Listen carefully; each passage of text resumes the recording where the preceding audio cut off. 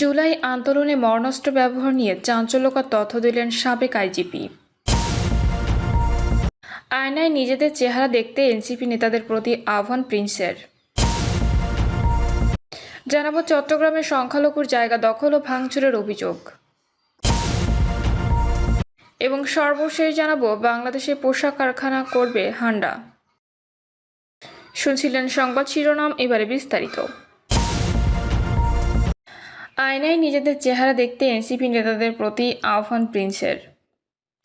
ধানের শীষ নিয়ে মিথ্যাচার করার আগে আয়নায় নিজেদের চেহারা দেখার জন্য এনসিপি নেতাদের প্রতি আহ্বান জানিয়েছেন বিএনপির যুগ্ম মহাসচিব সৈয়দ ইমরান সালেহ প্রিন্স। তিনি বলেছেন, ধানের শীষ শান্তি, উন্নয়ন, সমৃদ্ধি এবং বহুদলীয় গণতন্ত্র ও স্বাধীনতার সার্বভৌমত্বের প্রতীক। চাঁদাবাজি, ঘুষ, দুর্নীতিতে নিমজ্জিত লাইসেন্স ও মার্কাবিহীন দলের নেতার উস্কানিমূলক বক্তব্য দিয়ে পরিকল্পিতভাবে সংঘাত সৃষ্টি করতে চাচ্ছে। নেতাকর্মীদের প্রতি দেশের পরিস্থিতির দিকে নজর রাখার আহ্বান জানিয়ে ইমরান সালেহ প্রিন্স বলেন, বিএনপি কোনো সংঘাত উস্কানিতে পা দেবে না। নির্বাচন ও গণতন্ত্রের জন্য ধৈর্য ধরতে হবে। রাষ্ট্র কাঠামো মেরামত করে নতুন বাংলাদেশ গড়ার স্বপ্ন জাতিকে বিএনপি সবার আগে দেখিয়েছে। 31 দফা সংস্কার কর্মসূচি দিয়েছে। এই স্বপ্ন বাস্তবায়নে ওয়াকআউট নয়, বিএনপি অঙ্গীকারবদ্ধ ও বুলেট গতিতে কাজ করবে। তিনি বলেন, সংস্কারের নামে জোর করে কিছু মানতে বাধ্য করা হলে বিএনপি নিশ্চয়ই সাক্ষী গোপাল হয়ে বসে থাকবে না। বিএনপির মতো বড় এবং অভিজ্ঞ জনপ্রিয় দলের মতামতকে উপেক্ষা করে কোনো কার্যকর টেকসই সংস্কার হতে পারে না। অন্যান্য ছোট নিবন্ধনহীন দলের সঙ্গে বিএনপিকে তুলনা করে সরকারের উচিত হবে না। তিনি বলেন, বিএনপি বড় দল হিসেবে দায়িত্ব বেশি, সে কারণে বিএনপি অনেক ছাড়ও দিয়েছে। কিন্তু অবাস্তব ও ভারসাম্যহীন কোনো কিছু চাপিয়ে দিতে চাইলে বিএনপি মেনে নেবে না।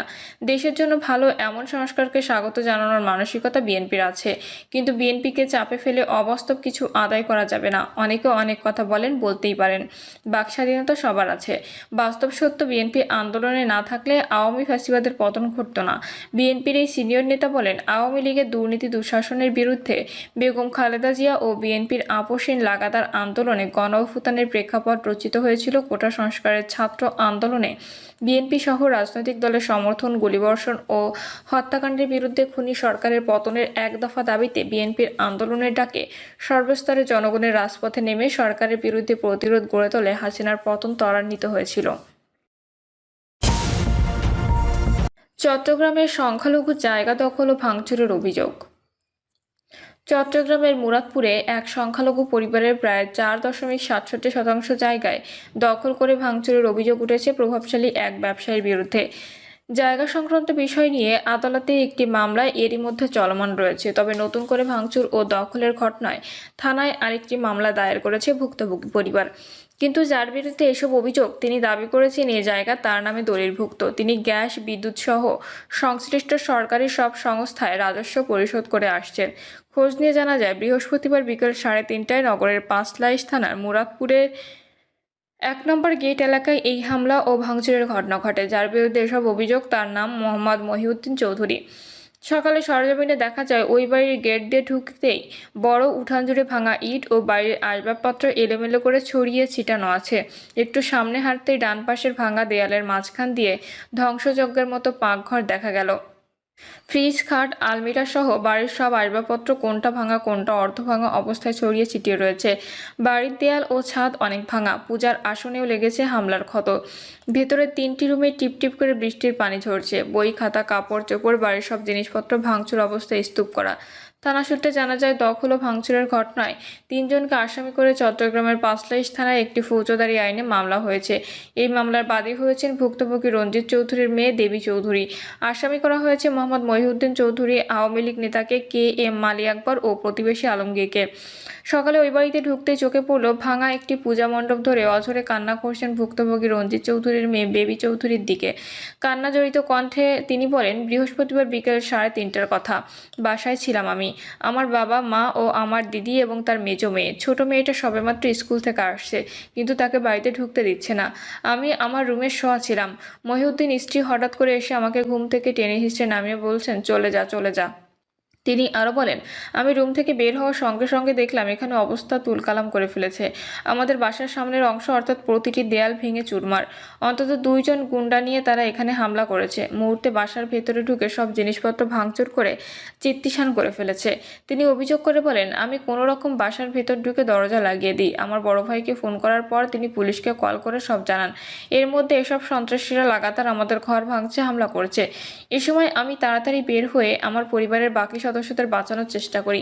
তারা আমাদেরকে কোনো সময় দিচ্ছে না। এর মধ্যে আমাদের পরিবারের সব সদস্যকে মারধর করে ঘর থেকে বের করে দিয়েছে।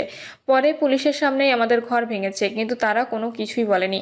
আমাদের ব্যাপক অনুরোধের প্রেক্ষিতে এক পর্যায়ে পুলিশ তাদের থামিয়ে আমাদের গেটে তালা মেরে চাবি নিয়ে চলে যায়। পুলিশের সামনে মহিউদ্দিন চৌধুরী আমার ভাইকে হুমকি দিয়ে বলেন, তোকে মেরে ফেলবো, কেটে ফেলবো। পরে পুলিশ এসে আবার চাবি দিয়ে যায়। বেবি চৌধুরীর ভাই ভুক্তভোগী সুমন চৌধুরী বলেন, আমার নানারা 2 ভাই ছিলেন, একজন প্রেমলাল প্রজাপতি, অন্যজন বসন্তলাল প্রজাপতি।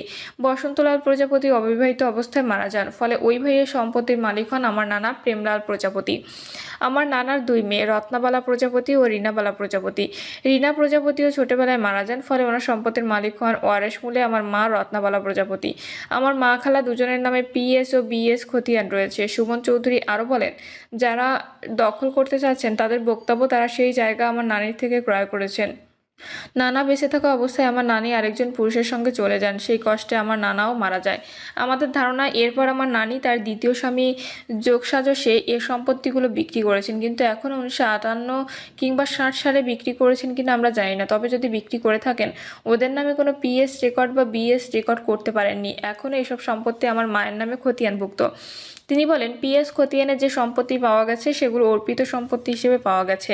বাদবাকি পিএস রেকর্ড পর্যন্ত তারা বালাম খাতা থেকে উধাও করে ফেলেছে। যদি সেগুলো পিএস খতিয়ানে লিপিবদ্ধ থাকতো, তাহলে অন্তত আরও 150 ঘন্টা জায়গা সেখানে লিপিবদ্ধ থাকতো। কিন্তু পিএস এর রেকর্ড না থাকায় শুধুমাত্র এই 17 ঘন্টা জায়গা লিপিবদ্ধ হয়েছে। বাদবাকি সম্পত্তিগুলো আমরা RS রেকর্ডিংয়ের মালিক। আর এখানে যারা আছে তাদের কারো কাছে কোনো দলিল নেই, তারা সবাই দখলমূলে ভোগ দখল করছে। প্রিয় দর্শক, এই ছিল এখনকার সর্বশেষ সংবাদ। আপডেট সব সংবাদ পেতে চ্যানেলটি সাবস্ক্রাইব করে বেল আইকনটি ক্লিক করে রাখুন।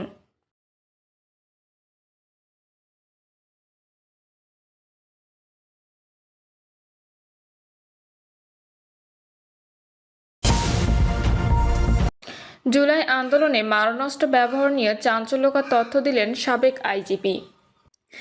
জুলাই আন্দোলন দমনে মারণাস্ত্র ব্যবহার, হেলিকপ্টার থেকে গুলি ও ব্লক রেইডের সিদ্ধান্ত রাজনৈতিকভাবে নেওয়া হয়েছিল বলে জানিয়েছেন পুলিশের সাবেক মহাপরিদর্শক চৌধুরী আবদুল্লাহ আল মামুন। আদালতে তার দেওয়া জবানবন্দি নথিতে এমন তথ্য উঠে এসেছে। আদালত সূত্র ও আন্তর্জাতিক অপরাধ ট্রাইব্যুনালের এক প্রসিকিউটর এ তথ্য নিশ্চিত করেন। সূত্রমতে, আন্তর্জাতিক অপরাধ ট্রাইব্যুনালের এক মামলায় এ বছরের 24শে মার্চ ঢাকার মুখ্য মহানগর হাকিম আদালতে জবানবন্দি দেন তিনি। 5 পৃষ্ঠার জবানবন্দিতে 2018 এর ভোটে অনিয়ম, গুম, খুন ও জুলাই আন্দোলন নিয়ে নিজের বক্তব্য তুলে ধরেছেন সাবেক এই পুলিশ প্রধান। জবানবন্দিতে চৌধুরী মামুন বলেন, 19শে জুলাই থেকে প্রায় প্রতি রাতে স্বরাষ্ট্রমন্ত্রী আসাদুজ্জামান খান কামালের বাসায় বৈঠক হতো তাদের। বৈঠকে 2 জন সচিব, এসবি প্রধান মনিরুল ইসলাম, ডিবির হারুনুর রশিদ, র্যাবের মহাপরিচালক আনসারের ডিজি এনটিএমসির জিয়াউল আহসান সহ অনেকে উপস্থিত থাকতেন। মূলত এ বৈঠক থেকে সব রকম নির্দেশনা পরামর্শ করা হতো। আদালতে দেওয়া জবানবন্দিতে সাবেক এই আইজিপি আরও বলেন, কোর কমিটির এক বৈঠকে সমন্বয়কদের আটক করার সিদ্ধান্ত হয়। সেই সিদ্ধান্ত মোতাবেক 6 সমন্বয়ককে আটক করে ডিবি কার্যালয়ে নেওয়া হয়। আন্দোলন প্রত্যাহারে তাদের মানসিক নির্যাতন ও চাপ দেওয়া হয়। কর্মসূচি প্রত্যাহারে গণমাধ্যমে বিবৃতি দিতে বলা হয়। ঢাকা মহানগর পুলিশের গোয়েন্দা শাখার প্রধান হারুনকে সৃজন বলে ডাকতেন স্বরাষ্ট্রমন্ত্রী, কেননা রাজনৈতিক সিদ্ধান্ত বাস্তবায়নের সবচেয়ে কার্যকর মনে করা হতো তাকে। আন্দোলন দমনে হেলিকপ্টার থেকে গুলির বিষয়ে জবানবন্দিতে মামুন বলেন, আন্দোলনকারীদের নজরদারি, গুলি করে ভীতিকর পরিবেশ তৈরির গোপন পরিকল্পনা হয়। র্যাবের তৎকালীন মহাপরিচালক হারুনুর রশিদের পরিকল্পনায় মূলত রাজনৈতিক সিদ্ধান্তে হেলিকপ্টার মোতায়েন করা হয়। আন্দোলন দমনে লেথাল ওয়েপেন বা মারণাস্ত্র ব্যবহারে ঢাকা মেট্রোপলিটন পুলিশের সাবেক কমিশনার হাবিবুর রহমান হাবিব ও ঢাকা মহানগর পুলিশের গোয়েন্দা শাখার সাবেক প্রধান মোহাম্মদ হারুনুর রশিদ অতি উৎসাহী ছিলেন বলেও জবানবন্দিতে জানিয়েছেন সাবেক এই আইজিপি। তিনি বলেন, আন্দোলন দমনে মারণাস্ত্র ব্যবহার এবং আন্দোলন প্রবণ এলাকায় ব্লক রেইডের সিদ্ধান্ত হয় রাজনৈতিকভাবে। স্বরাষ্ট্রমন্ত্রী নিজে তাকে লেথাল উইপেন ব্যবহারে প্রধানমন্ত্রীর নির্দেশনার কথা জানিয়েছিলেন। ডিএমপি সাবেক কমিশনার হাবিবুর রহমান হাবিব এবং ডিবি সাবেক প্রধান হারুন লেথাল উইপন ব্যবহারে অতি উৎসাহী ছিলেন। এছাড়া সাবেক স্বরাষ্ট্রমন্ত্রী আসাদুজ্জামান খান কামাল, সাবেক সড়ক পরিবহন ও সেতুমন্ত্রী ওবায়দুল কাদের সহ অনেকে মারণাস্ত্র ব্যবহারের পরামর্শ ও উস্কানি দিয়েছিলেন বলে জানান সাবেক আইজিপি। সরকার পতনের দিন তিনি কিভাবে সেনানিবাসে আশ্রয় নিয়েছিলেন সেটিও বলেছেন জবানবন্দিতে। তিনি বলেন, 5ই আগস্ট বিকালের দিকে একটি হেলিকপ্টার আসে পুলিশ হেডকোয়ার্টারে।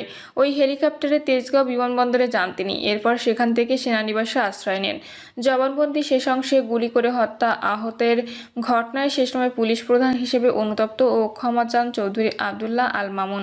যদিও 5 পৃষ্ঠা জবানবন্দিতে শুধু মিটিংয়ে অংশ নেওয়া ছাড়া নিজের সম্পৃক্ততার বিষয়ে কিছুই বলেননি তিনি।